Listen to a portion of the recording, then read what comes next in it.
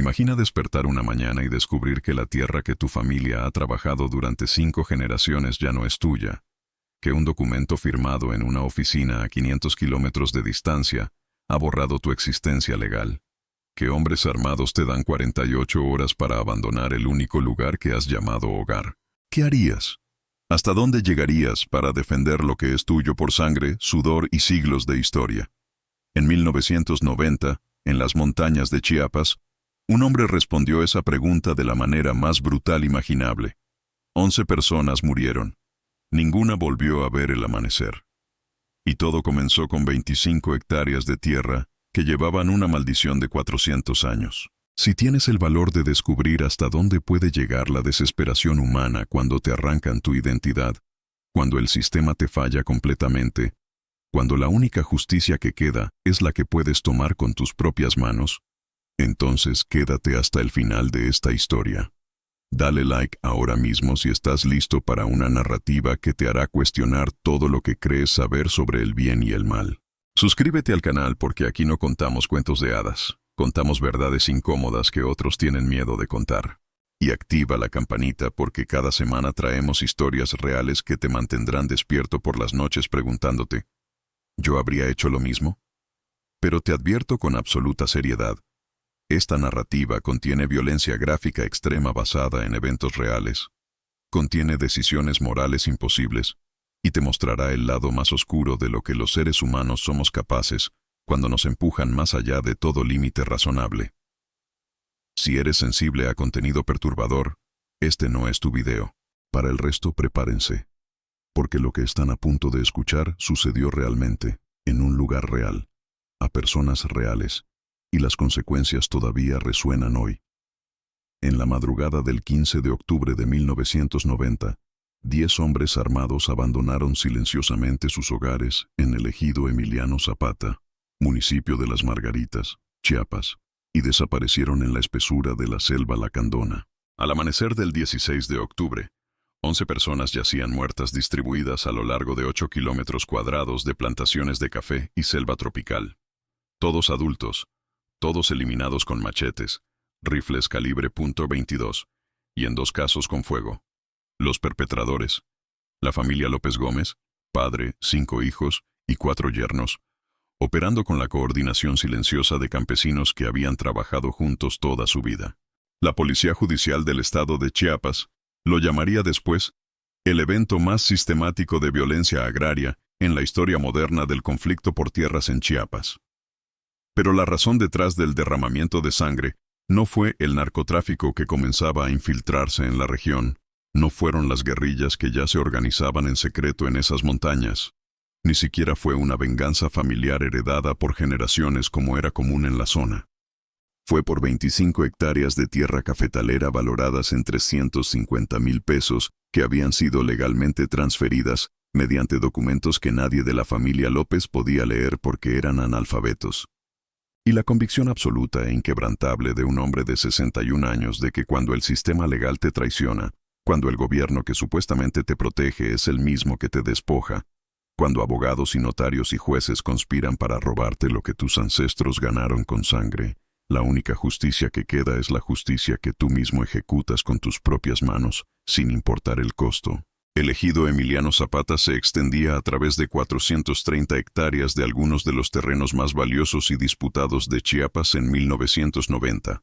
Ubicado en las laderas orientales de la Sierra Madre, donde las montañas abruptas comienzan su descenso hacia la selva lacandona, en esa zona de transición perfecta, donde la altitud crea el microclima ideal para cultivar café de la más alta calidad. Las elevaciones iban desde 900 metros hasta 1,600 metros sobre el nivel del mar, exactamente el rango donde los granos de café desarrollan esa acidez brillante y esos sabores complejos que los compradores internacionales pagaban precios premium.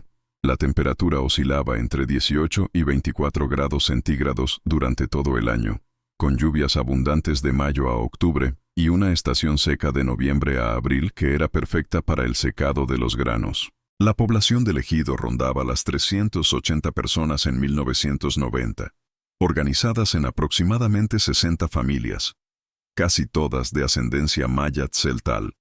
hablantes nativos de Tzeltal con español como segundo idioma aprendido imperfectamente en las escasas escuelas rurales donde los maestros rara vez se presentaban más de 3 días a la semana. El poblado principal, también llamado Emiliano Zapata porque prácticamente todos los ejidos fundados después de la Revolución llevaban nombres de héroes revolucionarios, consistía en unas 40 casas dispersas construidas con tablas de madera y techos de lámina corrugada oxidada, una pequeña iglesia católica de adobe que también servía como escuela, una tienda de abarrotes que vendía lo básico a precios inflados porque el transporte era caro, y absolutamente nada más. Sin electricidad confiable excepto algunos generadores privados que funcionaban pocas horas al día cuando había diésel. Sin agua potable entubada, solo pozos comunitarios y el agua que recogías de arroyos que podían estar contaminados. Sin clínica médica ni doctor, solo una partera tradicional y curanderos que usaban plantas medicinales. Sin carreteras pavimentadas, solo caminos de terracería que se volvían intransitables lodazales durante la temporada de lluvias, cuando pasaban días o semanas sin que ningún vehículo pudiera entrar o salir.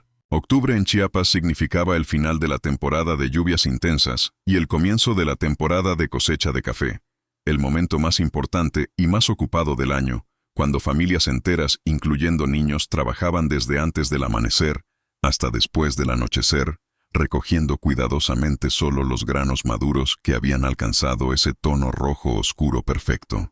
Era trabajo brutalmente duro. Subir y bajar laderas empinadas cargando costales de 40 kilos de café cereza. Trabajar bajo el sol tropical que te freía la piel a pesar de la sombra parcial de los árboles de café. Tus manos sangrando por los cortes de las ramas y las picaduras de insectos, tu espalda gritando en agonía por estar doblado todo el día.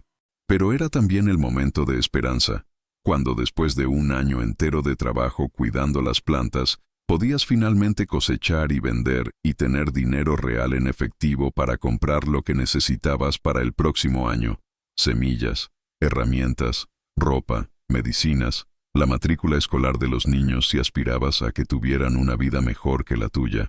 El aire en octubre olía intensamente a café recién cosechado mezclado con el aroma terroso de la selva tropical después de las lluvias, a flores de jazmín silvestre que crecían por todas partes, y al humo constante de las cocinas de leña que cada familia mantenía encendidas preparando tortillas y frijoles 3 veces al día.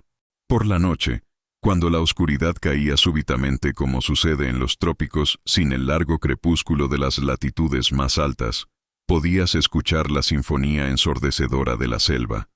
Monos aulladores que sonaban como el fin del mundo, guacamayas escarlatas chillando en las copas de los árboles, jaguares ocasionalmente rugiendo en la distancia haciendo que la gente se apresurara a meter a sus animales, y sobre todo los insectos, millones de insectos creando un zumbido constante que nunca paraba.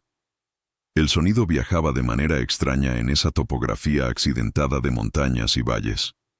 A veces escuchabas claramente conversaciones de casas que estaban a 1 kilómetro de distancia si el viento soplaba en la dirección correcta. Otras veces no escuchabas los gritos de alguien que estaba a 50 metros si había un valle de por medio que absorbía el sonido. Pero 1990 fue un año de crisis profunda para Chiapas y para todo el sur de México. Un año que la gente después recordaría como el año cuando todo comenzó a derrumbarse aceleradamente hacia lo que explotaría en la rebelión zapatista de 1994. El precio internacional del café, que era literalmente la única fuente de ingresos real para decenas de miles de familias campesinas en Chiapas, había comenzado un colapso devastador. En 1989 el precio era de aproximadamente $20 por libra, ya bajo pero todavía mínimamente sostenible. Para septiembre de 1990 había caído a menos de 80 centavos por libra, y seguía cayendo. Esto significaba que el trabajo de un año entero de una familia campesina apenas producía suficiente ingreso para sobrevivir al siguiente año, si tenías suerte y no había emergencias médicas ni desastres naturales. Simultáneamente, el gobierno mexicano bajo el presidente Carlos Salinas de Gortari estaba implementando reformas neoliberales brutales que destruían las pocas protecciones que los campesinos tenían. Los subsidios para fertilizantes y créditos agrícolas habían sido eliminados. El INMECAFE, El Instituto Mexicano del Café, que garantizaba precios mínimos y compraba la producción de los pequeños productores, estaba siendo desmantelado sistemáticamente, dejando a los campesinos a merced de coyotes intermediarios que pagaban precios miserables. Y lo más devastador de todo, el gobierno estaba preparando reformas al artículo 27 constitucional que permitirían la privatización de las tierras ejidales, que habían sido la base de la reforma agraria desde la Revolución. Tierras que legalmente no podían ser vendidas ni quitadas a los campesinos, de repente podían ser regularizadas, tituladas individualmente, y consecuentemente vendidas, hipotecadas o perdidas por deudas. En ese contexto de crisis económica y cambio legal aterrador, abogados sin escrúpulos y terratenientes ricos, que nunca habían aceptado la reforma agraria, comenzaron a usar todos los trucos legales e ilegales imaginables para recuperar tierras que consideraban legítimamente suyas desde antes de la Revolución. Documentos falsificados. Títulos coloniales españoles de dudosa autenticidad pero imposibles de refutar porque los archivos históricos eran un caos. Contratos firmados con huellas digitales por campesinos analfabetos que no entendían que estaban cediendo sus derechos. Jueces corruptos que emitían sentencias de despojo. Policías judiciales que ejecutaban desalojos violentos. Y detrás de todo esto, el silencio cómplice o la participación activa de autoridades estatales que favorecían sistemáticamente a los ricos sobre los pobres. El desempleo en las zonas rurales de Chiapas era difícil de medir con precisión, porque la mayoría de la gente trabajaba en agricultura de subsistencia que técnicamente no cuenta como empleo formal, pero las estimaciones rondaban el 60-70% de subempleo. Familias enteras sobrevivían con ingresos de menos de 50,000 pesos al año, menos de $20 americanos, cuando necesitabas al menos 150,000 solo para cubrir necesidades básicas de alimentación. La desnutrición infantil superaba el 40%. Las tasas de mortalidad infantil eran comparables a las de países africanos subsaharianos. La expectativa de vida para hombres campesinos era de apenas 58 años, arrastrando el promedio nacional hacia abajo. Y sobre todo esto, la humillación constante y sistemática. Ser tratado como ciudadano de segunda clase en tu propio país, ser llamado indio como insulto, tener que agachar la cabeza cuando hablabas con mestizos o blancos, saber que tus hijos probablemente vivirían exactamente la misma vida de pobreza que tú porque no había movilidad social real. En ese contexto de injusticia estructural y desesperación económica, algunas familias campesinas se aferraron con una intensidad casi religiosa a lo único que todavía tenían y que nadie supuestamente podía quitarles, su tierra ejidal. No era solo tierra para cultivar alimentos y café, era identidad, era historia, era la conexión con ancestros que habían muerto defendiendo esa tierra durante la Revolución. Era la única herencia que podías dejar a tus hijos. Era literalmente lo que te definía como persona en un mundo que constantemente te decía que no eras nadie. Y cuando alguien intentaba quitarte esa tierra usando trucos legales que no entendías, documentos que no podías leer, jueces que nunca escuchaban tu versión, ¿qué te quedaba? ¿Aceptabas mansamente que te despojaran de todo? ¿O peleabas con las únicas armas que tenías? Tus manos, tu machete, tu viejo rifle de caza y tu voluntad de hacer lo que fuera necesario. Sebastián López Gómez tenía 61 años ese octubre de 1990, aunque su identificación oficial decía 63 porque cuando lo registraron en 1929, sus padres no sabían exactamente qué día había nacido y el secretario del registro civil puso una fecha al azar como era común. Era un hombre de estatura baja típica de los tzeltal de montaña, quizás 1.58 metros, pero construido como un toro compacto. Todo músculo denso y tendones como cables de acero desarrollados por 6 décadas de trabajo agrícola que comenzó cuando tenía 5 años ayudando a su padre. Su piel era de un marrón oscuro profundo, curtida y agrietada por décadas de exposición al sol tropical hasta parecer cuero viejo, marcada con cicatrices innumerables de machete y espinas y quemaduras. Su rostro era angular y duro, pómulos altos característicos de los maya, nariz aguileña, ojos negros profundos que te miraban con una intensidad que hacía que la gente desviara la mirada incómoda. Llevaba el cabello negro todavía sin canas cortado, muy corto, casi rapado, y siempre usaba sombrero de palma de ala ancha para protegerse del sol. Sus manos eran herramientas vivientes, enormes desproporcionadas para su cuerpo pequeño, dedos gruesos y callosos que parecían ramas de árbol, uñas permanentemente manchadas de tierra que ninguna cantidad de lavado podía limpiar completamente, cicatrices entrecruzadas por todos lados, contando historias de 56 años trabajando la tierra desde que tenía 5 años. Una cicatriz particularmente fea corría desde su codo izquierdo hasta su muñeca, resultado de un accidente con machete en 1957, que casi le costó el brazo porque no había doctor, y la infección se propagó hasta que finalmente un curandero lo salvó usando remedios tradicionales y probablemente pura suerte. Caminaba con una leve cojera apenas perceptible, legado de cuando un caballo lo había pateado en 1973, rompiéndole la tibia, hueso que nunca fue propiamente entablillado y sanó ligeramente torcido. Cada mañana, sin excepción, Sebastián se despertaba a las 3:30 am cuando todavía estaba completamente oscuro y los gallos ni siquiera habían comenzado a cantar. Preparaba café negro fuerte en una olla de barro sobre su fogón de leña. Café hecho con granos que él mismo había cultivado y tostado, tan fuerte y amargo que la mayoría de la gente no podría tomarlo. Se sentaba en el único banco que tenía en su casa de 2 cuartos, envuelto en una manta de lana porque las madrugadas en las montañas eran frías a pesar de estar en los trópicos, y pensaba. No rezaba el rosario como su esposa Juana.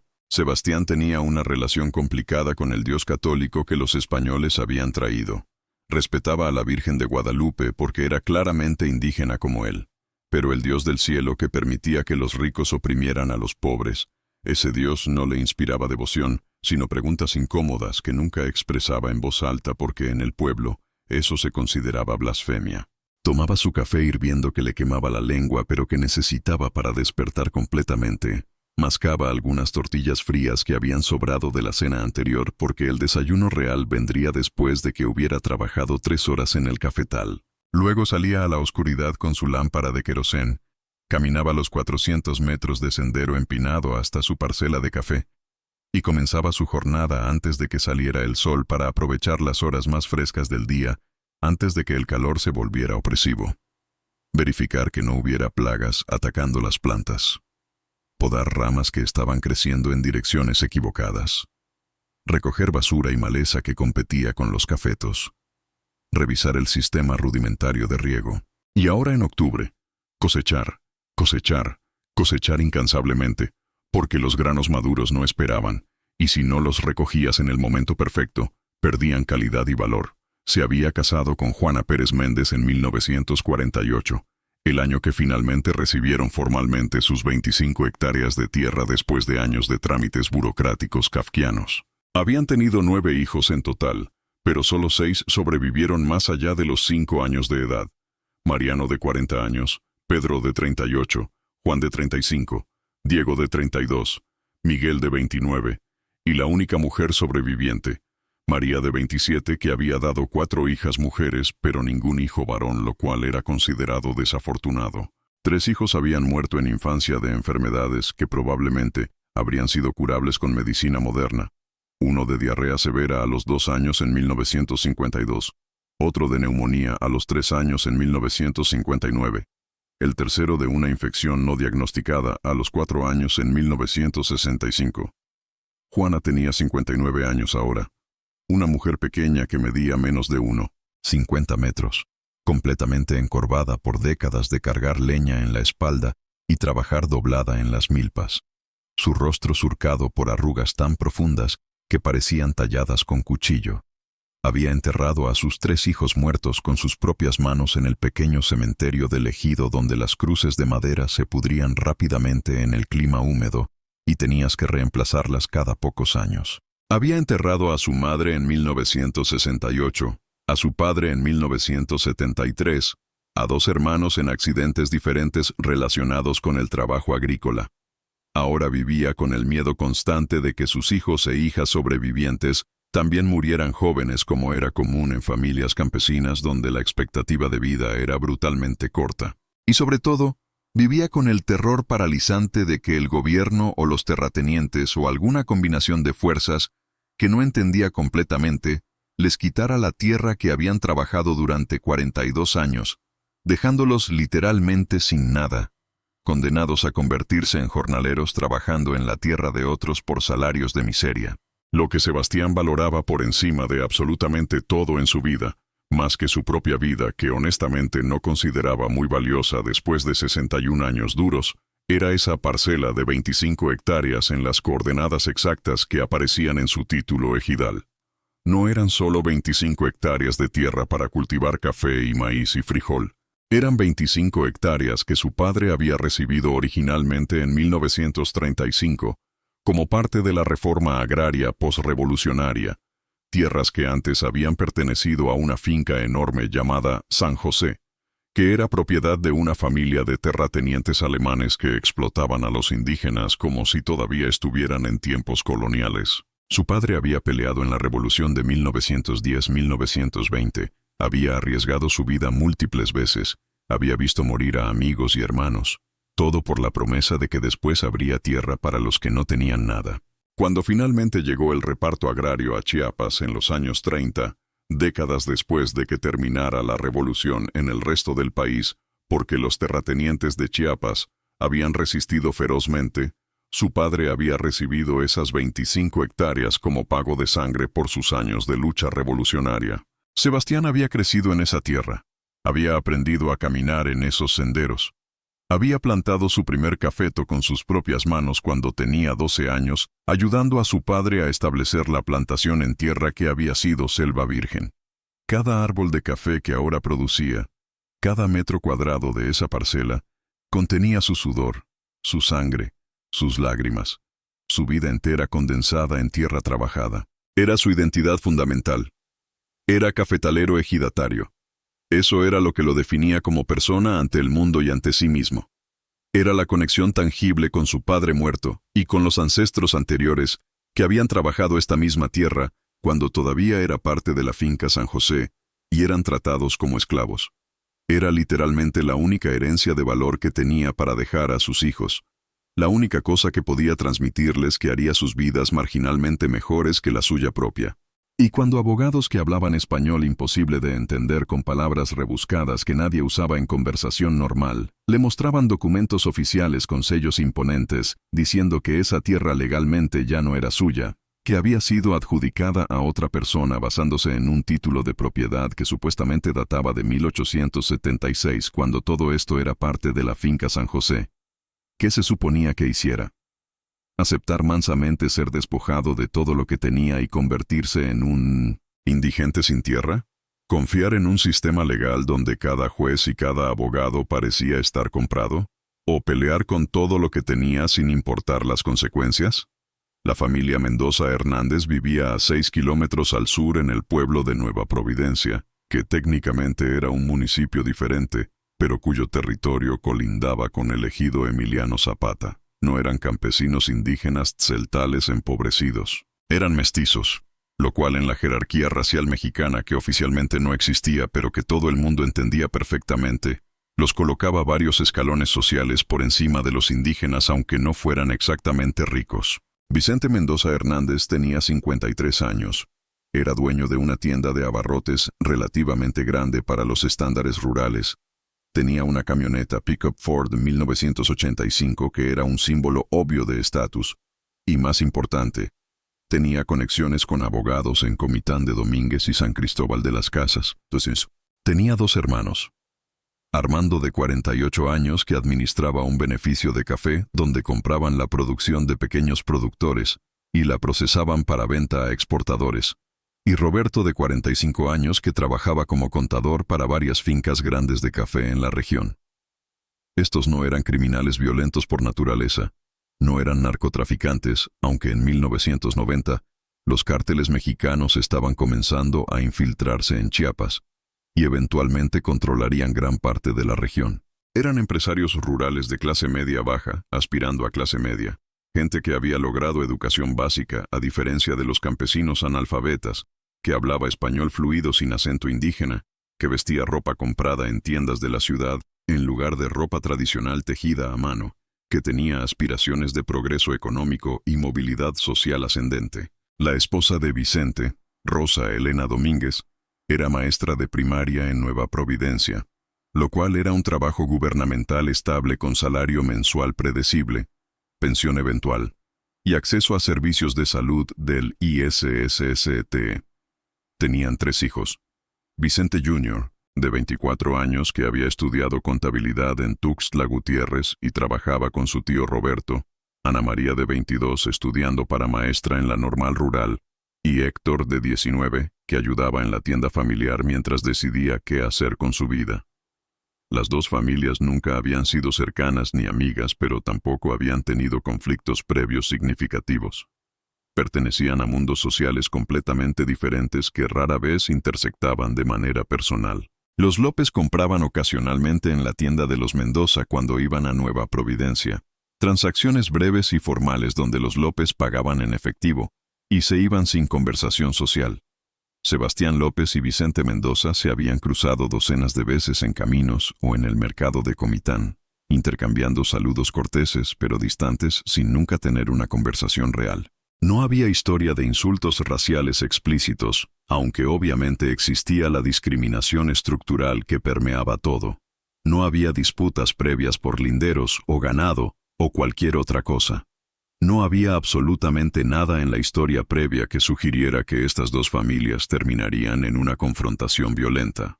Pero ahí es donde entraba la tierra maldita. Las 25 hectáreas que Sebastián López consideraba legítimamente suyas por derecho de reforma agraria, pero que Vicente Mendoza afirmaba eran legítimamente suyas, basándose en un título de propiedad que supuestamente databa de 1876, 70 años antes de que se estableciera el ejido. El título había pertenecido originalmente a los dueños alemanes de la finca San José. Había sido heredado a través de varias generaciones. Eventualmente había sido vendido en circunstancias oscuras durante los años 60.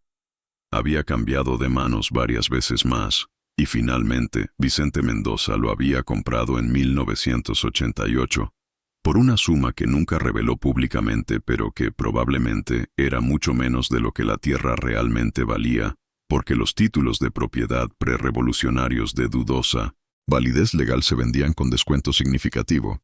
Vicente había contratado abogados caros en San Cristóbal que se especializaban en este tipo de casos.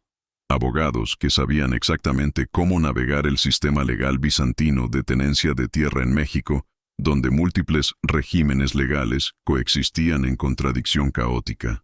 Títulos coloniales españoles que técnicamente habían sido invalidados por la reforma agraria, pero que algunos jueces todavía consideraban válidos. Títulos ejidales que supuestamente eran inalienables, pero que las reformas neoliberales estaban haciendo vendibles. Posesión por uso continuo que creaba derechos después de cierto tiempo. Los abogados habían presentado demandas en tribunales agrarios alegando que el reparto agrario de 1935, que le había dado esas 25 hectáreas al padre de Sebastián, había sido ilegal, porque esa tierra específicamente nunca había sido parte de la finca San José sujeta a expropiación, sino que había sido propiedad privada legal separada. Era técnicamente posible que esto fuera cierto dado el caos de los registros de propiedad de principios del siglo XX, o era igualmente posible que fuera una fabricación completa basada en documentos falsificados o malinterpretados. Pero lo crucial era que los abogados sabían cómo presentar el caso de manera que pareciera legalmente sólido.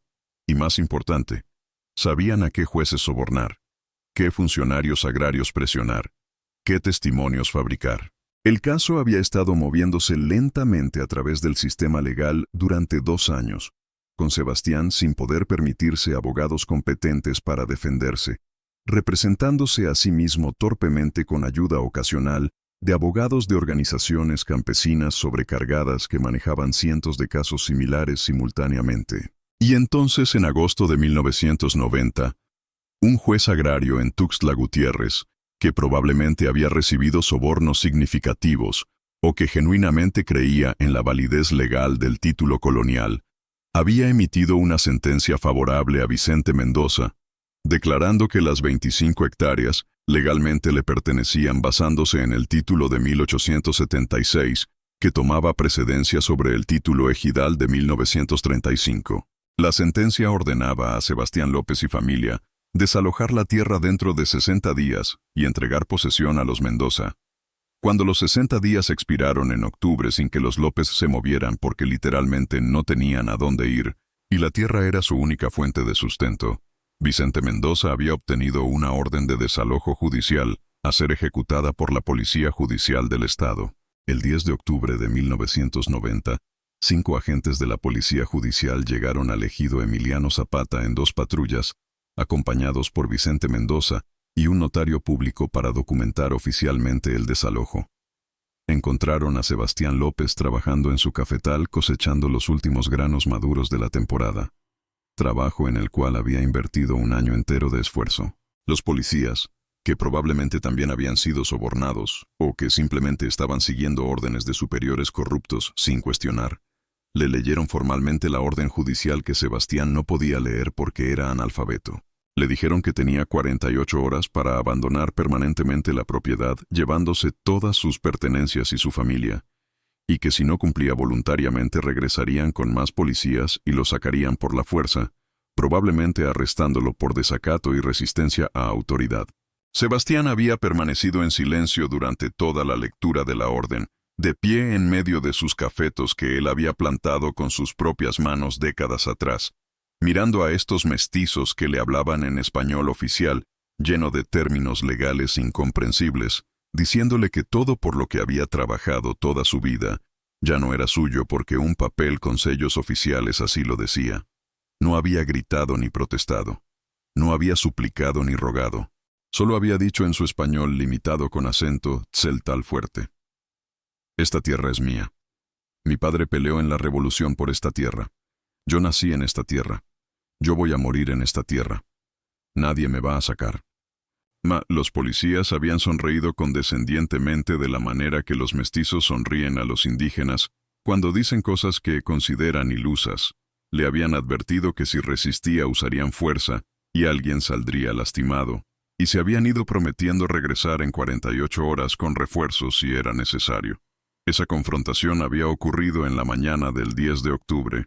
5 días después, en la madrugada del 15 de octubre, Sebastián López y 9 miembros de su familia abandonaron silenciosamente sus casas armados con machetes de trabajo afilados hasta que podían cortar pelo, con rifles viejos de caza calibre 22 que usaban para matar tejones y otros animales que dañaban cultivos, con palos gruesos y piedras, y con una determinación absoluta de que si iban a perder su tierra, si el sistema legal corrupto los iba a despojar de todo sin importar la justicia o la historia, o el sudor de generaciones, entonces harían que el precio fuera tan alto que serviría como advertencia a otros que intentaran lo mismo. 11 personas morirían antes del amanecer. Ninguna de ellas vería sus familias de nuevo. Y cuando todo terminara, cuando la sangre finalmente dejara de fluir, la pregunta que perseguiría a Chiapas durante años sería simple pero imposible de responder definitivamente. ¿Dónde exactamente está la línea entre defender legítimamente lo que es tuyo y convertirte en un asesino? Y cuando el sistema legal es corrupto hasta la médula, cuando los jueces se venden al mejor postor, cuando la justicia oficial es solo para los que pueden pagarla, ¿qué opciones le quedan realmente a un campesino, indígena analfabeto que está siendo despojado de todo? 10:41 AM. La fecha límite que los policías judiciales habían impuesto llegó y se fue como la niebla que se disuelve en las montañas de Chiapas al salir el sol. 12 de octubre de 1990, exactamente 48 horas después de la notificación oficial. Sebastián López se paró en el borde de su cafetal a las 6:00 de la mañana cuando se cumplía el plazo exacto, observando el sendero por donde llegarían los policías si venían, y no se movió ni un centímetro de su tierra. Sus 5 hijos varones estaban con él, formando una línea silenciosa. Mariano, Pedro, Juan, Diego y Miguel, todos con sus machetes de trabajo colgando de sus cinturas en fundas de cuero gastado, todos con la misma expresión pétrea que había visto en el rostro de su padre cuando le contaba historias de la revolución. Ningún policía llegó ese día ni el siguiente, pero Sebastián no era ingenuo ni estúpido a pesar de ser analfabeto. Sabía perfectamente que el silencio no significaba que lo habían olvidado o que habían renunciado a desalojarlo. Significaba que estaban planeando, organizándose, tal vez esperando refuerzos, tal vez coordinando con el ejército porque la policía judicial sola no quería arriesgarse a enfrentar a una familia de campesinos que claramente estaban dispuestos a resistir. El 13 de octubre corrieron rumores por todo el ejido de que habían visto patrullas de policía estacionadas en Nueva Providencia, el pueblo de los Mendoza, reuniéndose, planeando algo. El 14 de octubre, un primo lejano de Sebastián que trabajaba como jornalero en una finca cercana, llegó con información inquietante. Había escuchado en el mercado de Comitán que Vicente Mendoza estaba coordinando con las autoridades para un desalojo grande que involucraría a docenas de policías, posiblemente soldados, programado para la mañana del 16 de octubre. Sebastián reunió a su familia extendida esa tarde del 14 de octubre en su casa. No solo sus 5 hijos varones, sino también sus 4 yernos. Francisco de 31 años casado con su hija María, y los esposos de sus 3 sobrinas que vivían en el ejido, Tomás de 28, Luis de 26 y Roberto de 24. 10 hombres en total contando a Sebastián. Todos campesinos, todos trabajadores del café, ninguno con educación formal más allá de 2 o 3 años de primaria si acaso, todos hablantes nativos de tzeltal con español como lengua secundaria imperfecta.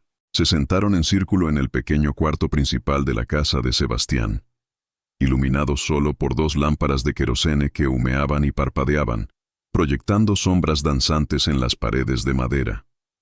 Las esposas y las hijas no estaban presentes porque esto era asunto de hombres según las costumbres tradicionales, aunque todas sabían perfectamente lo que se estaba discutiendo y todas estaban aterrorizadas de lo que podría pasar.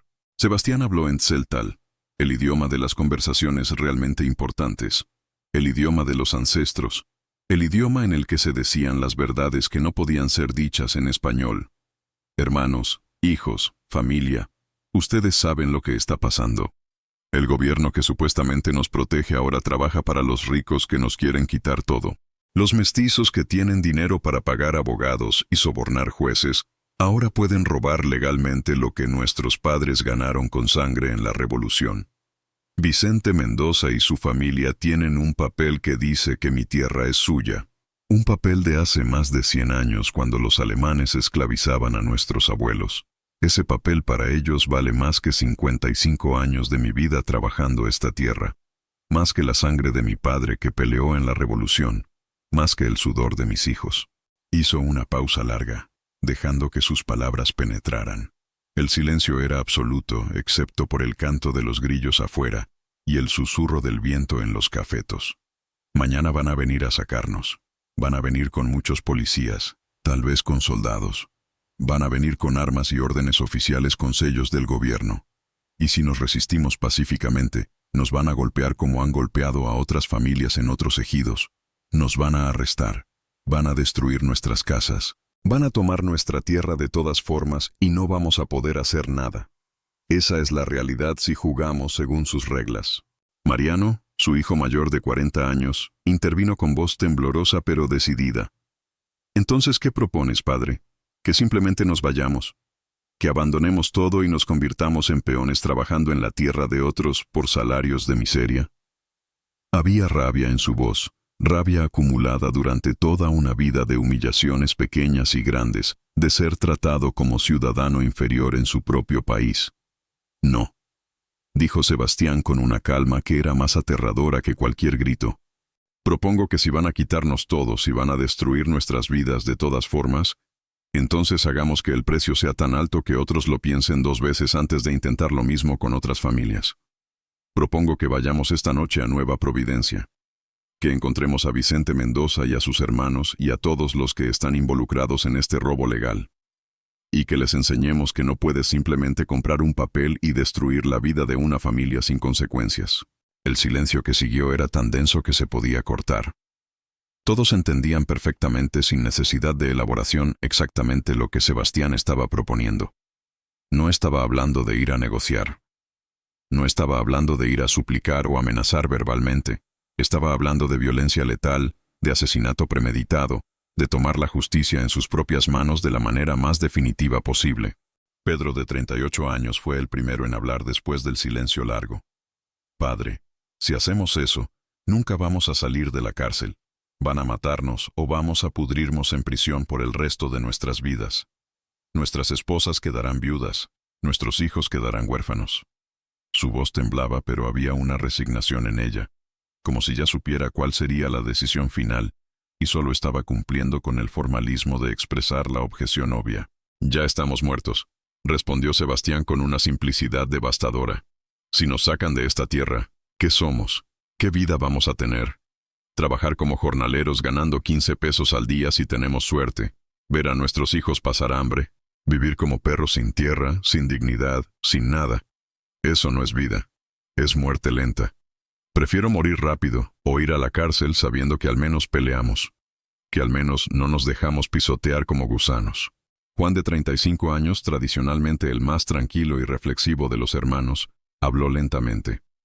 Los usos y costumbres de nuestros ancestros dicen que cuando alguien te quita tu medio de vida, cuando alguien destruye a tu familia, tienes derecho a defenderte. El gobierno mexicano dice que respeta los usos y costumbres indígenas. Entonces que respeten nadie nos quita nuestra tierra sin pagar con sangre. Diego, de 32 años, asintió. Nuestros abuelos en tiempos antiguos, antes de los españoles, cuando había conflictos por tierra, los resolvían con guerra. Los españoles vinieron y dijeron que eso era salvaje, que ahora había leyes. Pero sus leyes solo protegen a los ricos. Sus leyes son el nuevo nombre de la esclavitud. Si vamos a ser llamados salvajes de todas formas, entonces seamos salvajes que se defienden en lugar de salvajes que se dejan matar pasivamente. Miguel, de 29 años, el más joven de los hijos, añadió: he escuchado que en otros estados, en Guerrero, en Oaxaca, los campesinos se están organizando en guerrillas, están tomando armas contra el gobierno que los ha traicionado. Dicen que pronto habrá un levantamiento grande, que ya no vamos a tolerar más. Tal vez lo que hacemos nosotros será parte de ese levantamiento. Tal vez la historia nos recordará como los que pelearon cuando otros todavía tenían miedo. Los 4 yernos, que técnicamente no eran sangre López, pero que se habían casado en la familia, y por lo tanto estaban vinculados por lazos de honor y obligación, también expresaron su apoyo. Francisco, el mayor de ellos, dijo simplemente: donde va mi esposa María y su familia, yo voy. Si ustedes pelean, yo peleo. Si ustedes mueren, yo muero. Así es como debe ser. Los otros 3 asintieron en acuerdo silencioso. Sebastián miró los rostros de cada uno de estos hombres. Vio su propia sangre reflejada en sus hijos. Vio la determinación mezclada con miedo que era completamente comprensible y humano. Entonces estamos de acuerdo. Mañana antes del amanecer, antes de que los policías vengan a sacarnos, nosotros vamos a ellos. Vamos a encontrar a Vicente Mendoza primero. Él es el responsable principal. Luego a sus hermanos Armando y Roberto, que lo están apoyando. Luego a cualquiera más que esté directamente involucrado en quitarnos nuestra tierra. No vamos a matar mujeres ni niños. Ellos no son responsables. Solo los hombres que tomaron la decisión de destruirnos. Hizo una pausa, dejando que el peso de lo que estaban planeando se asentara completamente. Después de que terminemos, algunos de nosotros probablemente moriremos en la confrontación. Los que sobrevivamos seremos arrestados. Pasaremos el resto de nuestras vidas en prisión. Nuestras familias sufrirán terriblemente, pero al menos moriremos o iremos a la cárcel como hombres que se defendieron, no como gusanos que se dejaron pisar. Y otros campesinos en otros ejidos escucharán lo que hicimos, y tal vez lo pensarán 2 veces antes de dejar que los despojen pacíficamente. ¿Alguien quiere retirarse?, preguntó finalmente. Si alguien no quiere participar, puede irse ahora. No lo voy a juzgar. Esto que vamos a hacer es probablemente imperdonable, según las leyes de Dios y del gobierno. Cada hombre debe decidir por sí mismo si está dispuesto a cargar ese peso en su alma. Nadie se movió. Nadie dijo nada. El silencio era consentimiento. 10 hombres habían tomado la decisión de cruzar una línea que no se puede descruzar, de convertirse en asesinos por una causa que consideraban justa incluso si el mundo nunca los vería así. La preparación comenzó inmediatamente esa misma noche del 14 de octubre. Sebastián no tenía un arsenal escondido ni contactos con traficantes de armas. Tenía exactamente lo que cualquier familia campesina en Chiapas rural tenía. Herramientas de trabajo que podían ser convertidas en armas letales con la preparación adecuada. 10 machetes de trabajo, los machetes de 60 centímetros, que todo campesino llevaba colgado de la cintura desde que tenía edad suficiente para trabajar, usados diariamente para limpiar maleza, cortar leña, cosechar café, 1000 tareas agrícolas. Esos machetes normalmente no estaban afilados como navajas porque no necesitabas ese nivel de filo para cortar plantas. Pero esa noche, cada uno de esos 10 machetes fue afilado metódicamente en piedras de amolar durante horas hasta que podían literalmente afeitar pelo, hasta que el metal brillaba reflejando la luz de las lámparas, hasta que con un movimiento rápido podrían cortar carne y hueso sin resistencia significativa. 3 rifles viejos de caza, un rifle de cerrojo calibre 22, que había pertenecido al padre de Sebastián, y que tenía probablemente 50 años de antigüedad, pero que todavía funcionaba si lo limpias y lubricabas adecuadamente. Y 2 rifles de palanca también, .22, que Mariano y Pedro habían comprado de segunda mano años atrás para cazar tejones y mapaches que dañaban los cultivos. El .22 no era un calibre militar poderoso, no era el tipo de arma que usarías si estuvieras planeando una operación militar seria. Pero a corta distancia, una bala, 22 en el cráneo o en el corazón, mata tan efectivamente como cualquier calibre más grande. Y tenían municiones limitadas. Quizás 40 balas en total entre los 3 rifles. Suficiente para quizás 10-12 disparos por rifle, si no desperdiciabas munición. Palos gruesos cortados de árboles de encino, madera dura y pesada que no se rompía fácilmente, tallados y alisados hasta convertirse en garrotes efectivos.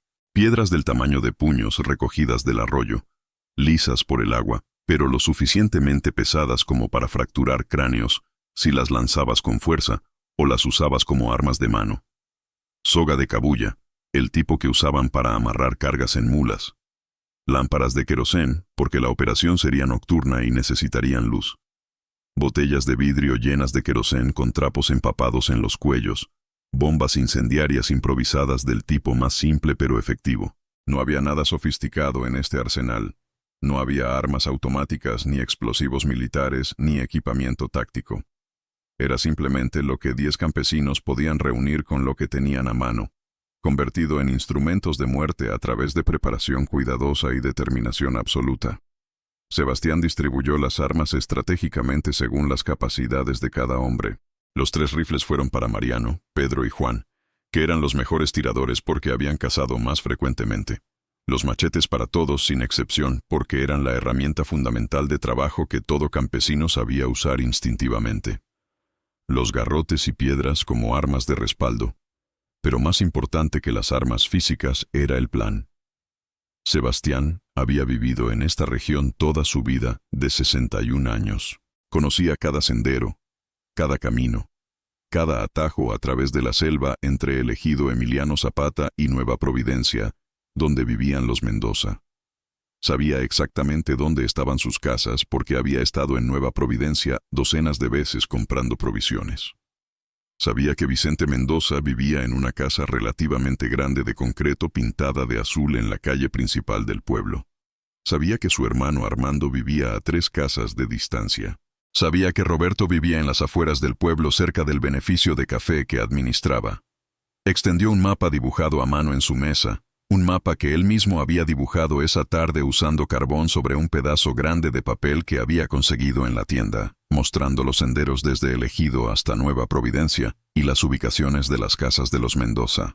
No era un mapa técnicamente preciso con escala correcta o coordenadas exactas, pero mostraba lo esencial: las rutas, los puntos de referencia, las distancias relativas. Explicó el plan en tzeltal, hablando lenta y claramente para que todos entendieran perfectamente. Salimos a las 2:00 de la mañana cuando todos están durmiendo profundamente.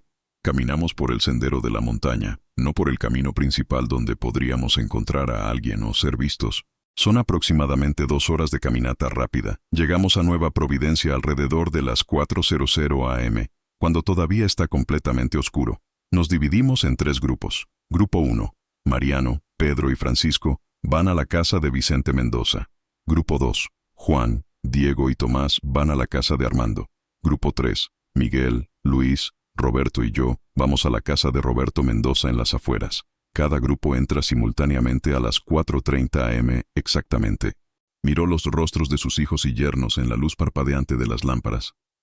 Entramos rápido y silencioso. Buscamos a los hombres responsables. Si resisten, usamos fuerza. Si no resisten. Hizo una pausa, la enormidad de lo que estaba diciendo pesando en el aire.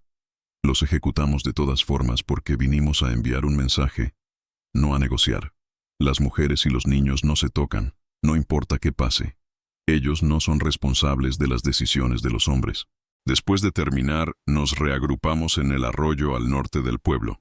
Si alguien no llega después de 30 minutos, los dejamos. Cada uno por su cuenta en ese punto. ¿Y después?, preguntó Pedro. Después de que matemos a los Mendoza, ¿qué? Los policías van a venir con todo. El ejército va a venir. Van a destruir el ejido completo buscándonos. Después, dijo Sebastián con una calma inquietante, probablemente morimos o nos atrapan. No hay escapatoria real, pero al menos habremos hecho lo que teníamos que hacer. Al menos no nos habremos ido como ovejas al matadero. Su aceptación de lo inevitable era casi serena, como si ya hubiera hecho las paces con su destino y ahora solo estaba ejecutando un plan que había sido predeterminado desde el momento que los policías le leyeron la orden de desalojo.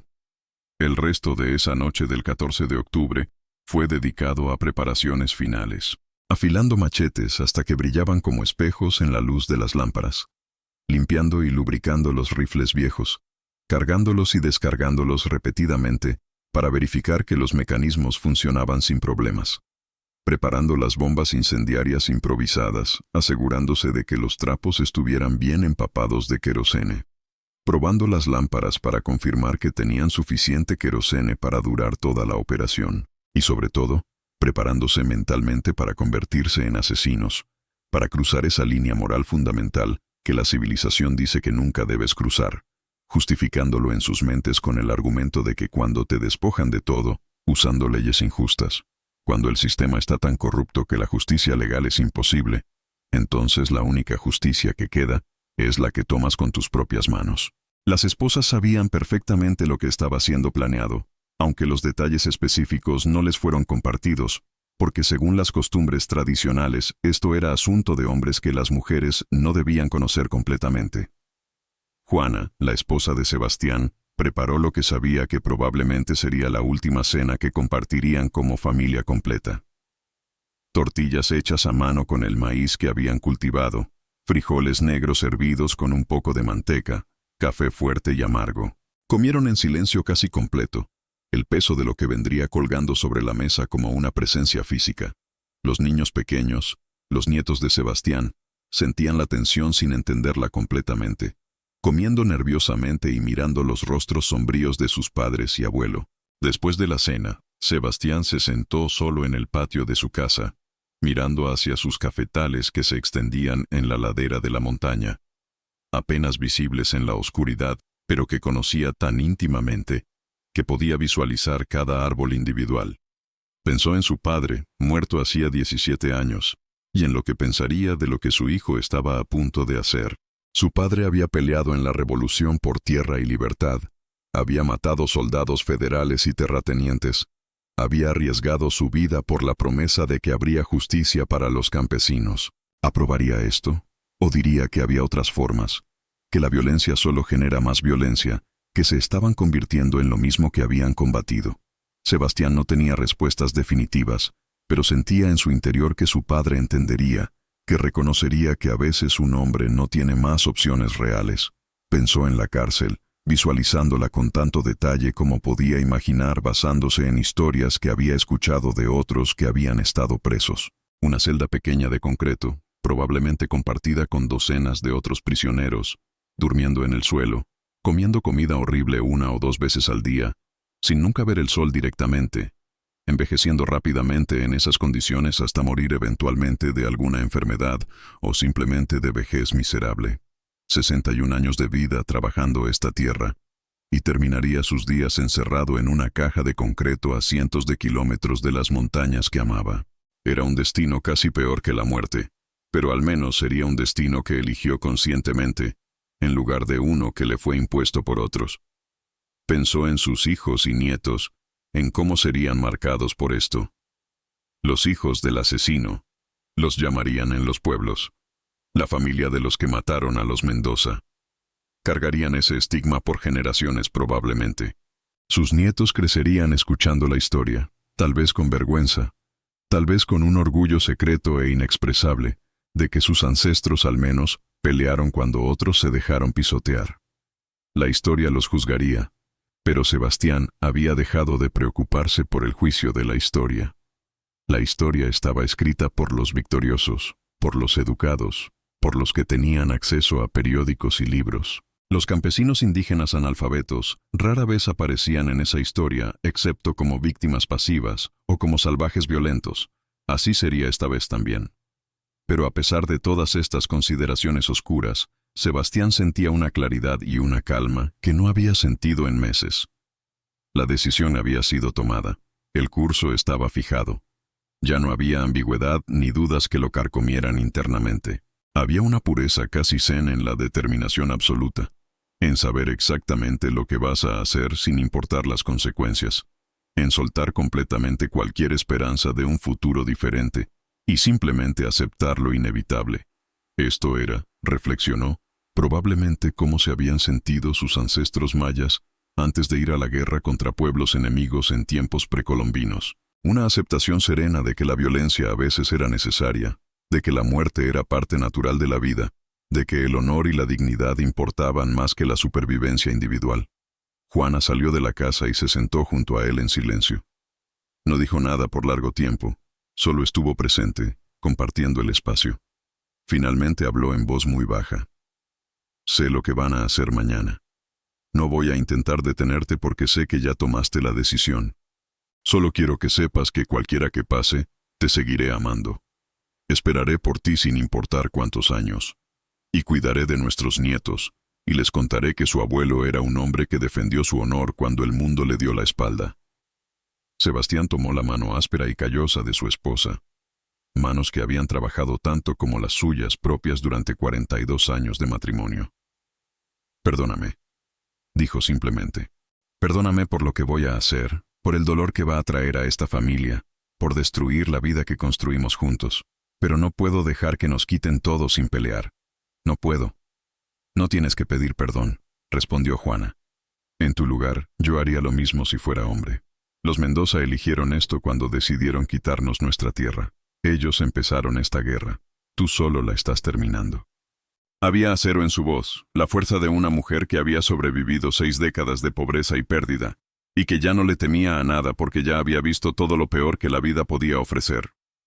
A la 1:30 am de la madrugada del 15 de octubre de 1990, Sebastián López se despertó después de apenas 3 horas de sueño inquieto, lleno de sueños perturbadores. Se vistió en silencio con su ropa de trabajo cotidiana, pantalones de mezclilla viejos y remendados múltiples veces, camisa de algodón blanca que alguna vez fue blanca pero ahora era más gris por años de uso, guaraches de cuero desgastado, su sombrero de palma.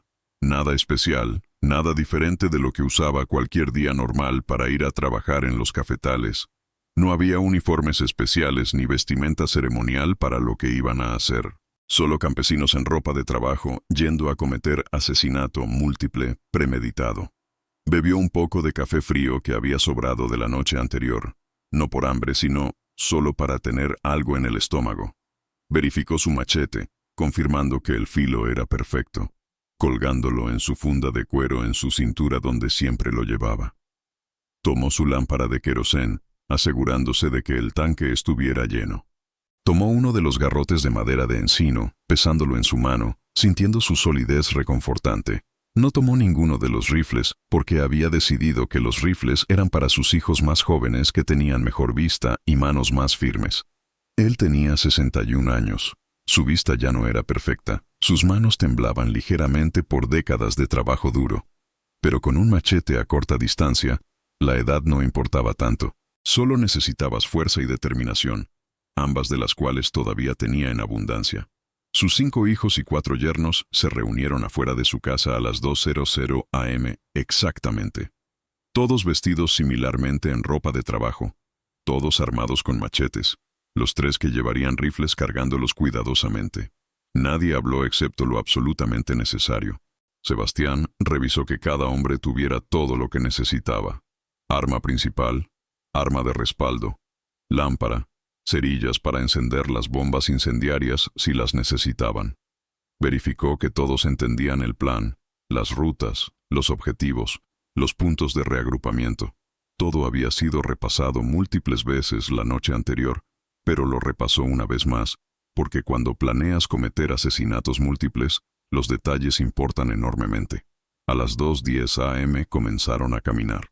Salieron del ejido por el sendero de montaña que Sebastián había especificado, un sendero angosto que serpentea por la ladera de la montaña a través de cafetales y luego selva tropical densa.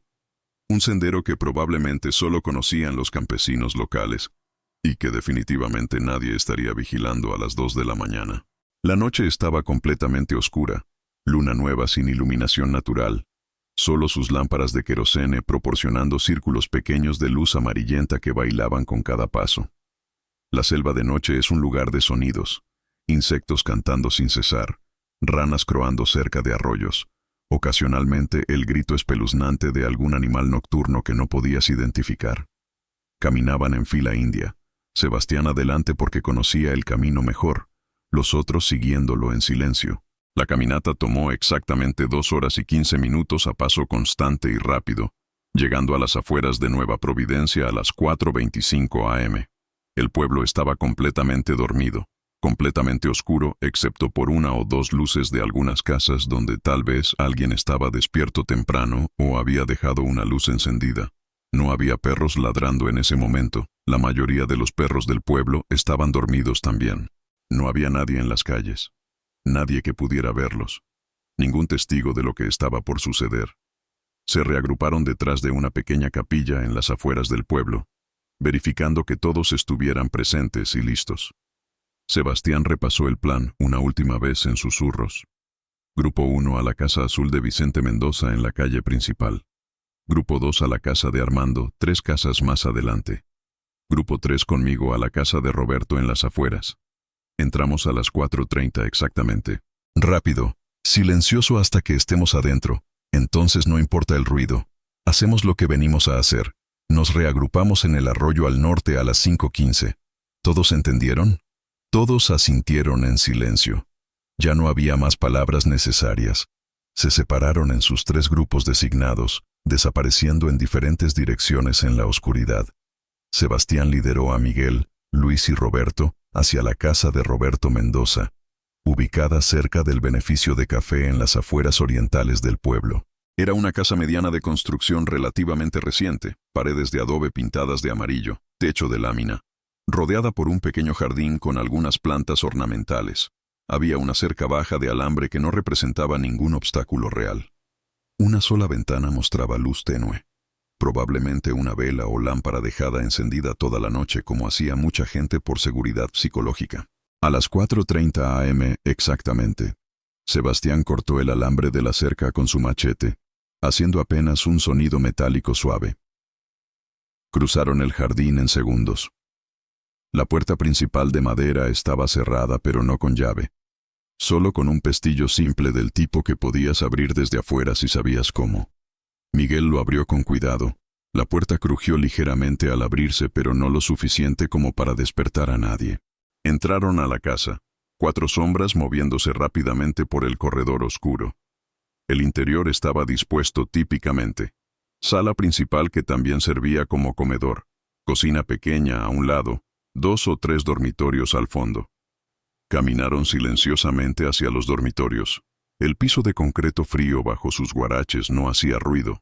Encontraron el dormitorio principal donde Roberto Mendoza, de 45 años, dormía junto a su esposa Lucía, de 42 años. Tenían 2 hijos, ambos en el otro dormitorio. Roberto Jr., de 16, y Carmen, de 14. Sebastián entró primero con su lámpara, iluminando súbitamente el cuarto. Roberto se despertó instantáneamente sobresaltado, parpadeando confundido por la luz repentina. su cerebro tardando segundos en procesar que había 4 hombres extraños armados con machetes en su dormitorio. Su esposa Lucía comenzó a gritar, pero Luis le tapó la boca con su mano, susurrándole en español duro: «Cállate o mueres tú también. No nos interesas.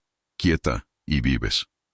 Roberto intentó alcanzar algo debajo de su cama, probablemente un arma que guardaba allí para defensa, pero Sebastián fue más rápido. Le golpeó la mano extendida con su garrote, escuchando el crujido satisfactorio de huesos quebrándose.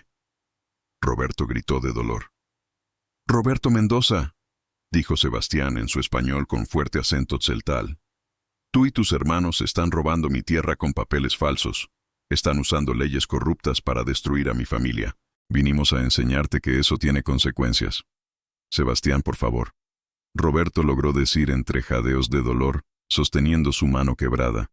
«Podemos resolver esto, podemos negociar. No tiene que terminar así». Había terror genuino en su voz, terror de un hombre que acaba de darse cuenta de que está a punto de morir y que ninguna súplica va a cambiar eso. «Ya es demasiado tarde para negociar», respondió Sebastián con una finalidad absoluta. «Ustedes eligieron este camino cuando decidieron quitarnos todo. Ahora van a pagar el precio». Asintió a Miguel y Roberto, su yerno, no el Roberto Mendoza. Agarraron a Roberto Mendoza, sacándolo a rastras de la cama mientras su esposa Lucía sollozaba histéricamente, pero se mantenía inmóvil porque Luis todavía tenía su mano sobre su boca y su machete en la otra mano en clara amenaza. Lo arrastraron afuera de la casa hacia el jardín. Roberto Mendoza suplicaba, rogaba, prometía cualquier cosa. «Les daré dinero, les devolveré su tierra. Por favor, tengo familia, tengo hijos». Pero sus palabras caían en oídos que ya habían decidido que no habría misericordia. Sebastián levantó su machete, brillando en la luz de las lámparas. «Esto es por mi familia que ustedes intentaron destruir, que otros aprendan de tu error». Y con un movimiento rápido y poderoso perfeccionado por décadas de cortar maleza, bajó el machete contra el cuello de Roberto Mendoza. No fue un corte limpio como en las películas. El primer golpe cortó profundo, pero no completamente.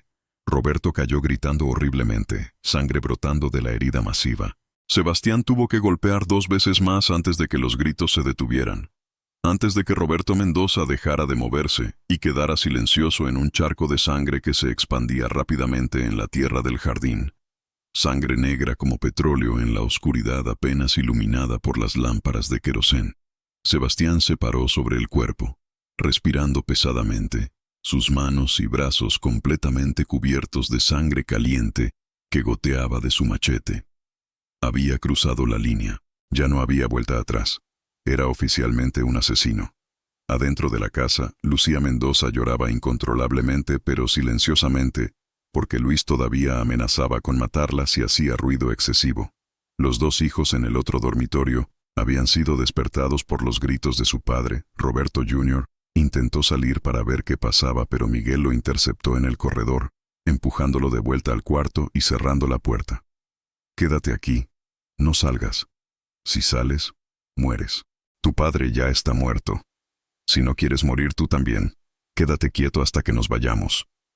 La voz de Miguel temblaba ligeramente, mostrando que a pesar de la brutalidad de lo que acababan de hacer, no era un asesino natural, solo un hombre desesperado haciendo cosas desesperadas. Salieron de la casa de los Mendoza a las 4:48 am, apenas 18 minutos después de haber entrado, dejando atrás a Roberto Mendoza muerto en su jardín, su esposa e hijos traumatizados pero vivos, y sangre por todas partes.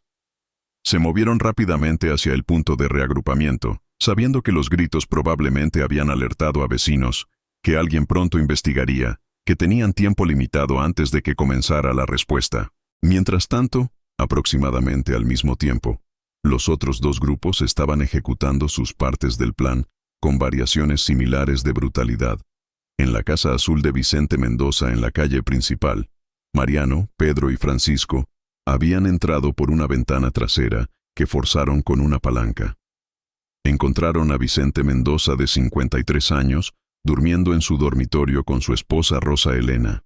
Lo sacaron a rastras, mientras Rosa Elena gritaba, alertando a sus hijos en otros cuartos. Vicente Jr., de 24 años, intentó defender a su padre, agarrando un bat de béisbol que tenía en su cuarto, pero Pedro lo golpeó con la culata de su rifle, noqueándolo. Ana María de 22 y Héctor de 19 fueron amenazados para que se quedaran en sus cuartos. Arrastraron a Vicente Mendoza afuera a la calle. Vicente, siendo el líder de la familia y el principal responsable del despojo legal, recibió el tratamiento más brutal. Mariano le gritó en la cara: «Tú nos quitaste nuestra tierra. Tú sobornaste jueces. Tú destruiste a nuestra familia. Ahora pagas». Vicente intentó correr, pero Francisco le cortó las piernas con su machete, cortando profundamente en los muslos. Vicente cayó gritando. Los tres hombres lo golpearon entonces con machetes y garrotes repetidamente.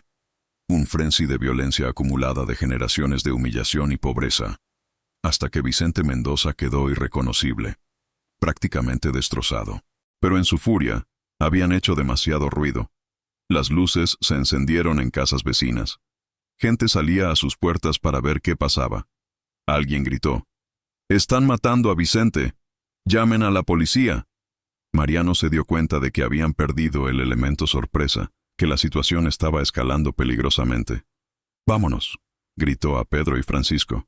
Comenzaron a correr hacia el punto de reagrupamiento, pero no antes de que Francisco, en un acto final de brutalidad o tal vez de pánico, lanzara una de las bombas incendiarias improvisadas hacia la casa de Vicente Mendoza.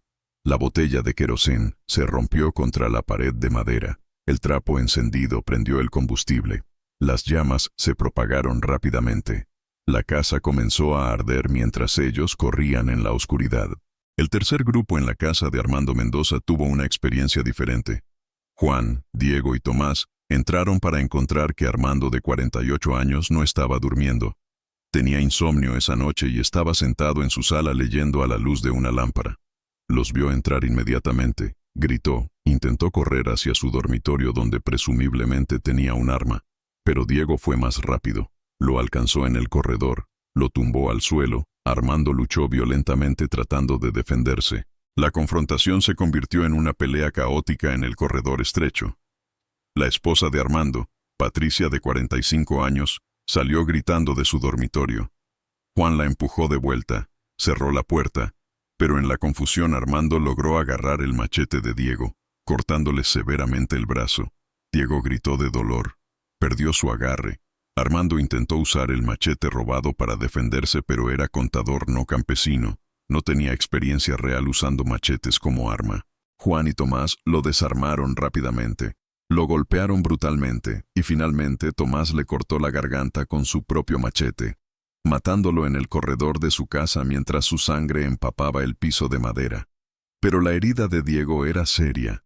Sangre brotando de un corte profundo en su antebrazo que había cortado algo importante, arteria o tendones. Sangraba copiosamente. «Tengo que detener esto o me desangro», dijo Diego en pánico. Juan rasgó su camisa. Hizo un torniquete improvisado. Lo ató fuertemente alrededor del brazo de Diego por encima de la herida. «Te va a doler como el infierno, pero vivirás. Ahora vámonos antes de que alguien venga». Salieron dejando a Armando Mendoza muerto en un charco de su propia sangre en el corredor de su casa. Los tres grupos convergieron en el punto de reagrupamiento designado, un arroyo pequeño al norte del pueblo, a las 5:12 am. Estaban todos allí. Nadie había muerto, aunque Diego estaba herido significativamente y necesitaría atención médica pronto o arriesgaría perder el brazo por infección. Sebastián hizo un recuento rápido. Roberto Mendoza muerto. Vicente Mendoza muerto. Armando Mendoza muerto. Los tres hermanos principales eliminados. Misión cumplida. Había sangre en todos, sus ropas empapadas, sus manos goteando, sus machetes todavía rojos. Habían matado a 3 seres humanos en menos de 30 minutos. Habían cruzado una línea moral fundamental de la cual nunca podrían regresar. Pero entonces escucharon gritos desde el pueblo. «¡Fuego! ¡La casa de Vicente está ardiendo! ¡Ayuda!». Y luego, más ominoso: «¡Llamen a la policía judicial! ¡Mataron a los Mendoza! ¡Fue el clan López!».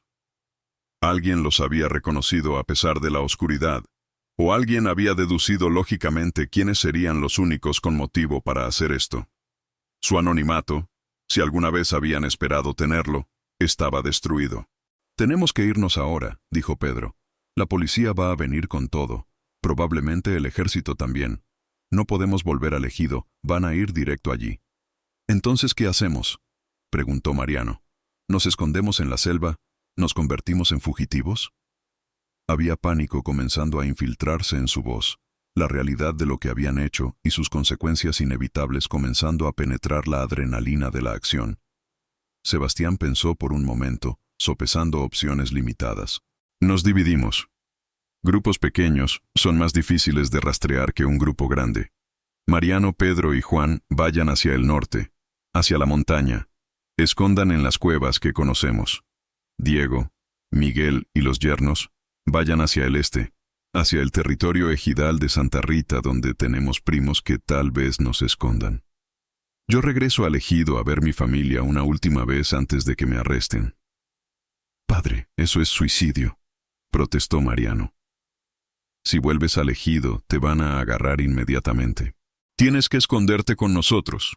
No, dijo Sebastián con una finalidad absoluta. Voy a ver a mi esposa y mis nietos una última vez. Voy a mirar mi tierra una última vez. Después me puedo entregar o morir, no importa. Ustedes todavía son jóvenes, tal vez pueden escapar, tal vez eventualmente pueden volver cuando las cosas se calmen. Pero yo tengo 61 años. No voy a pasar lo que me queda de vida huyendo como animal en la selva. Prefiero enfrentar lo que viene. No hubo más discusión. Se separaron en 3 grupos como Sebastián había ordenado, desapareciendo en direcciones diferentes mientras el cielo comenzaba a aclarar ligeramente hacia el este, anunciando el amanecer que vendría pronto. Sebastián caminó solo de regreso hacia el ejido Emiliano Zapata, todavía cubierto de sangre seca, que se había vuelto marrón y rígida en su ropa. Su machete limpiado superficialmente en el arroyo, pero todavía manchado. Le tomó casi 3 horas llegar de vuelta caminando, ya no corriendo ni apresurándose, solo caminando a paso normal como si tuviera todo el tiempo del mundo. El sol había salido completamente para cuando llegó al ejido alrededor de las 8:00 am. El pueblo estaba en caos absoluto. Corrían rumores salvajes sobre lo que había pasado en Nueva Providencia.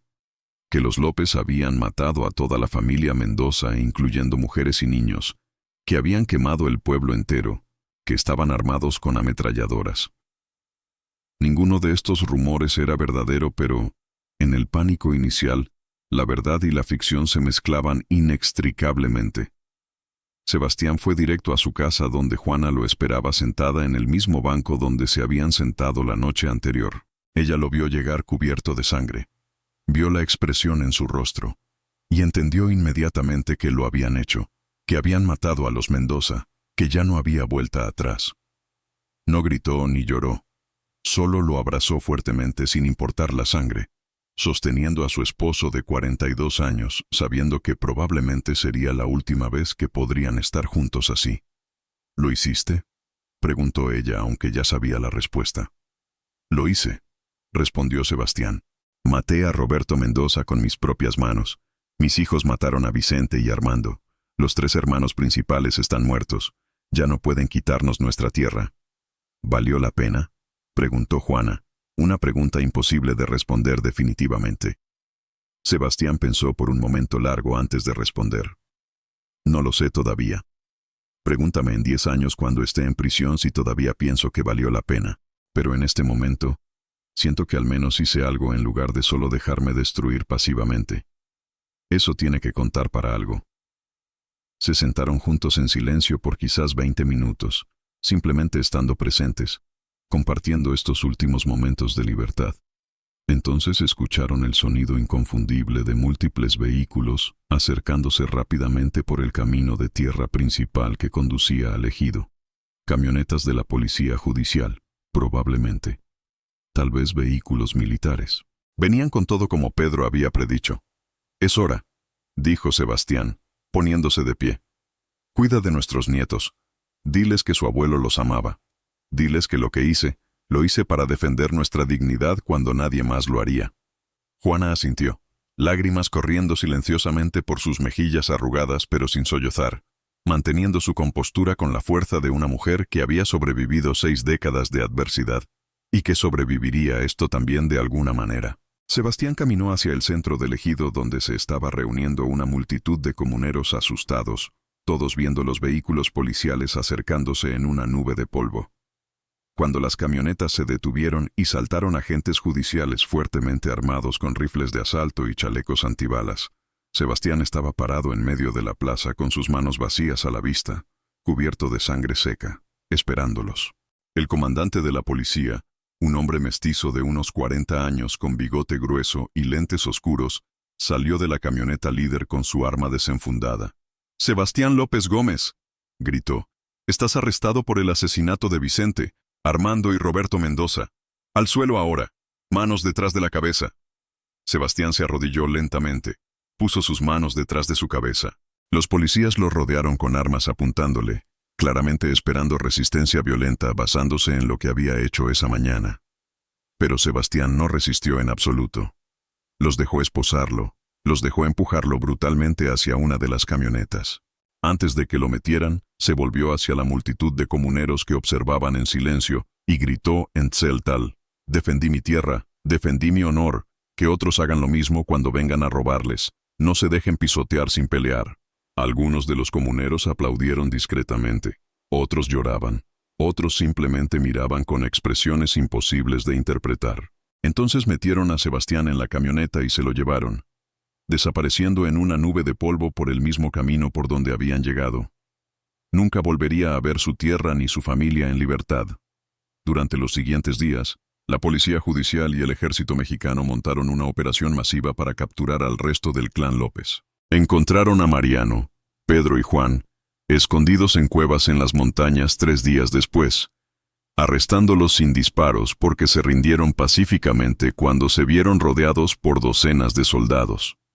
Diego, Miguel y los 4 yernos fueron capturados en el ejido de Santa Rita, donde efectivamente se habían refugiado con primos, delatados por alguien en el ejido que recibió una recompensa de 50,000 pesos. Para el 25 de octubre, 10 días después de los asesinatos, todos los 10 hombres involucrados estaban bajo custodia. El juicio fue rápido y condenatorio, como era de esperarse. Fueron acusados formalmente de 3 cargos de homicidio, calificado con las agravantes de premeditación, alevosía y ventaja. Los fiscales presentaron evidencia física abrumadora. Las armas recuperadas con sangre de las víctimas, testigos que los identificaron, confesiones que algunos hicieron bajo interrogatorio presumiblemente coercitivo. El equipo de abogados defensores proporcionados por organizaciones de derechos campesinos argumentó que habían actuado en defensa de su tierra, que habían sido provocados por un despojo ilegal, que el sistema legal corrupto no les había dejado otras opciones. Pero legalmente estos argumentos no constituían defensa válida contra cargos de asesinato. El juez, en una sentencia emitida el 15 de marzo de 1991, exactamente 5 meses después de los asesinatos, fue brutalmente claro. Sin importar las injusticias reales o percibidas que los acusados hayan sufrido en disputas de tierra, nada justifica tomarse la justicia en sus propias manos y asesinar a 3 personas en sus hogares. Una sociedad civilizada se basa en el Estado de Derecho, no en la venganza privada. Los acusados tuvieron acceso a remedios legales que eligieron no perseguir adecuadamente. En su lugar, optaron por la violencia premeditada del tipo más atroz. Este tribunal no puede y no permitirá que disputas agrarias se resuelvan mediante asesinatos. La sentencia es prisión perpetua para todos los acusados, a ser cumplida en prisiones federales de máxima seguridad. Sebastián López Gómez fue enviado al Penal Federal de Almoloya, en el Estado de México, a 1,500 kilómetros de las montañas de Chiapas que amaba. Sus hijos y yernos fueron distribuidos entre varias prisiones federales para prevenir que organizaran algo desde adentro. Las condiciones eran exactamente tan brutales como Sebastián había imaginado. Hacinamiento extremo, comida horrible e insuficiente, violencia constante entre pandillas de prisioneros, corrupción rampante de guardias, enfermedades que se propagaban sin control médico adecuado. Sebastián sobrevivió 17 años en esas condiciones, falleciendo finalmente el 8 de agosto de 2007 a los 78 años de una combinación de tuberculosis y vejez simple. Nunca expresó arrepentimiento por lo que había hecho. En una de las pocas entrevistas que dio a periodistas investigando el caso años después, dijo simplemente: hice lo que tenía que hacer, defendí mi tierra y mi dignidad. Si tuviera que hacerlo de nuevo, lo haría igual. El único error fue no matarlos a todos los involucrados en quitarnos nuestra tierra, no solo a los 3 hermanos. Sus hijos tuvieron destinos variados. Mariano murió en prisión en 1998, apuñalado en una pelea entre pandillas. Pedro fue liberado en 2015 después de cumplir 25 años. Salió como un hombre roto de 63 años que no pudo reintegrarse a la sociedad y que se suicidó un año después. Juan todavía está vivo en 2025. Tiene 70 años, todavía en prisión, probablemente morirá allí. Diego perdió su brazo herido por infección gangrenosa que los médicos de prisión no trataron adecuadamente. Murió de sepsis en 2001. Miguel fue liberado en 2018. Ahora vive calladamente en un ejido diferente tratando de reconstruir algo de vida. Los yernos todos fueron eventualmente liberados en diferentes años, todos destruidos psicológicamente por décadas de encarcelamiento. Las 25 hectáreas de tierra que Sebastián López había matado por defender nunca volvieron a su familia. Después de su arresto, la orden judicial de desalojo fue ejecutada sin resistencia. Vicente Mendoza, hijo, que había sobrevivido esa noche terrible cuando mataron a su padre, heredó el título de propiedad de las 25 hectáreas. Las trabajó durante algunos años, pero eventualmente las vendió a un inversionista extranjero en 2003, nunca pudiendo borrar los recuerdos traumáticos de lo que había pasado en esa tierra. Actualmente son propiedad de una corporación agrícola multinacional que produce café orgánico para exportación, trabajada por jornaleros que ganan salarios mínimos y que no tienen ninguna conexión con la tierra, más allá de ser empleados temporales. Entonces, ¿qué aprendemos de esta tragedia? ¿Qué conclusiones podemos extraer de una historia donde todos perdieron, donde no hubo ganadores reales, donde la violencia solo generó más sufrimiento? La respuesta fácil es condenar a Sebastián López y su familia como asesinos que merecían prisión. Decir que sin importar las provocaciones tomarse la justicia en sus propias manos está siempre mal. Que una sociedad civilizada no puede tolerar venganza privada. Y legalmente, moralmente, según la mayoría de los sistemas éticos, esto es correcto. Mataron a 3 personas en sus hogares. Hubo premeditación clara. No estaban defendiéndose de un ataque inmediato, sino ejecutando venganza planificada. Bajo prácticamente cualquier definición legal, fueron asesinos que merecían castigo. Pero la respuesta más difícil e incómoda requiere reconocer el contexto sistemático que creó esta tragedia.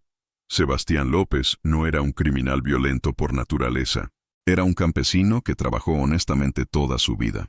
El sistema legal supuestamente existía para proteger sus derechos como ejidatario con título legal válido. Pero ese sistema era tan corrupto, tan sesgado hacia los que tenían dinero para sobornar jueces y contratar abogados caros, que efectivamente no tenía acceso real a justicia. Cuando un juez puede ser sobornado para emitir una sentencia de despojo, basándose en títulos coloniales de dudosa validez que contradicen títulos ejidales más recientes. Cuando abogados pueden fabricar o malinterpretar documentos históricos para robar tierra legalmente. Cuando la policía ejecuta desalojos sin investigar realmente la validez de las reclamaciones.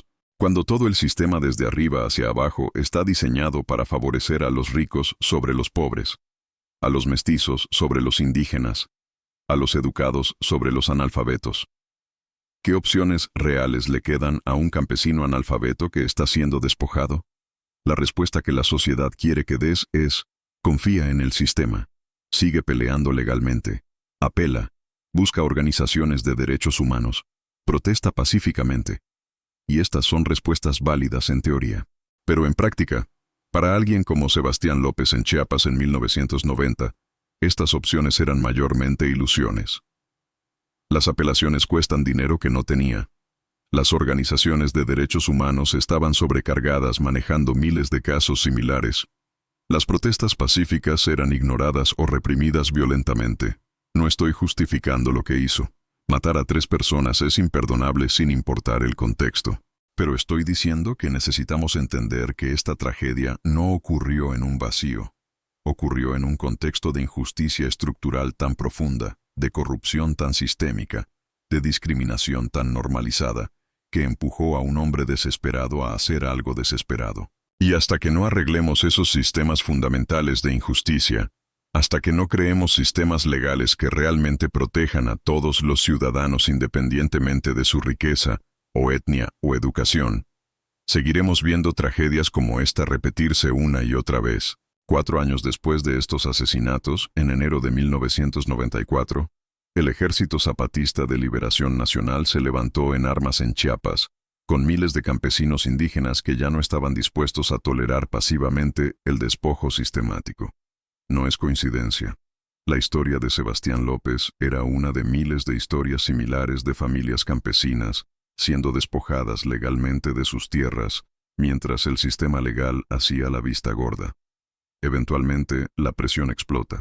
Eventualmente, la injusticia acumulada se convierte en violencia. Entonces, si esta historia te hizo sentir incómodo, si te hizo cuestionar tus asunciones sobre justicia y venganza y moralidad, eso es exactamente el punto. La realidad es complicada. Los seres humanos somos capaces de terrible violencia cuando somos empujados más allá de nuestros límites. Y los sistemas que creamos, las leyes que escribimos, solo funcionan si realmente protegen a todos en lugar de solo a los privilegiados. Si esta historia te hizo pensar, si te hizo sentir algo, dale like ahora mismo. Comparte este video con alguien que necesite entender que el mundo no es blanco y negro, que hay zonas grises morales complicadas donde las respuestas fáciles no existen. Suscríbete al canal porque cada semana traemos historias reales que exploran estos temas incómodos que otros tienen miedo de tocar. Y comenta abajo. ¿Fue Sebastián López un héroe desesperado defendiendo su dignidad o fue simplemente un asesino que merece estar en prisión? No hay respuesta correcta simple. Piénsalo profundamente. Nos vemos en el próximo video con otra historia real que te va a hacer cuestionar todo lo que crees saber sobre naturaleza humana, justicia y el precio que pagamos cuando la sociedad falla a sus ciudadanos más vulnerables. Hasta entonces, recuerda, los monstruos no siempre nacen. A veces los creamos nosotros con sistemas tan injustos que no dejan otra opción excepto convertirse en algo que nunca quisiste ser.